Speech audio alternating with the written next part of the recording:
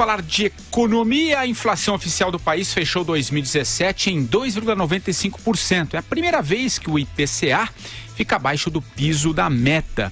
Quem traz mais detalhes e explica como essa notícia vai afetar o seu bolso é a nossa Denise Campos de Toledo. Olá, Denise. Olá, pessoal.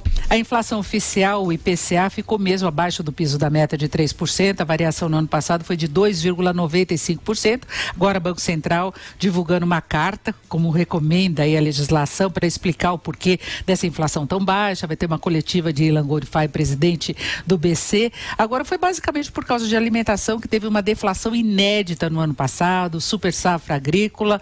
Mas para o consumidor, a percepção é muito diferente, porque nós tivemos aumentos pesadíssimos, que na média não fizeram muita diferença nos índices, mas no bolso do consumidor fizeram sim. Eu vou citar até alguns exemplos. Nós tivemos o gás subindo 16% em média, energia, água, esgoto e gasolina também mais de 10% em média, sendo que depois que mudou a política da Petrobras, os preços da gasolina subiram mais de 25%. Isso em um semestre, quando houve também aumento de PIS/COFINS. Então, tudo isso acarretou aí uma perda, um peso a mais no poder de compra da população, pesou no orçamento, e isso acabou fazendo com que a inflação supostamente baixa não tivesse qualquer influência na popularidade do governo. Agora, esse cenário de inflação menor, que deu espaço para a redução dos juros, mas com o custo do crédito ainda muito alto, o desemprego ainda elevado, esse cenário, que tipo de influência pode ter nas eleições? Pode favorecer algum candidato que defenda a continuidade dessa agenda econômica? Pode influenciar nessa raiva que boa parte da sociedade ainda sente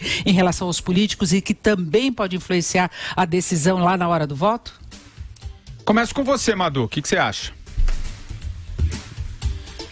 Olha, é o seguinte, realmente temos que reconhecer o mais baixo índice em mais de 20 e tantos anos, né?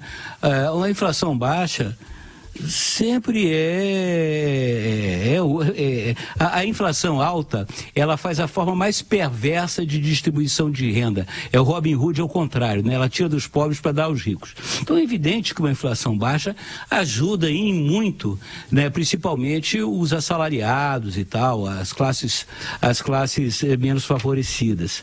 Mas eu vejo a questão do Brasil, ela é mais ampla, né? Eu vejo que a nossa economia ainda patina. A nossa economia, todos os incentivos que se faz para reaquecer a economia são pelo lado do consumo, né? O investimento ainda não me parece encorajador pelos números que eu tenho acesso, e o que acho mais preocupante ainda é o desemprego.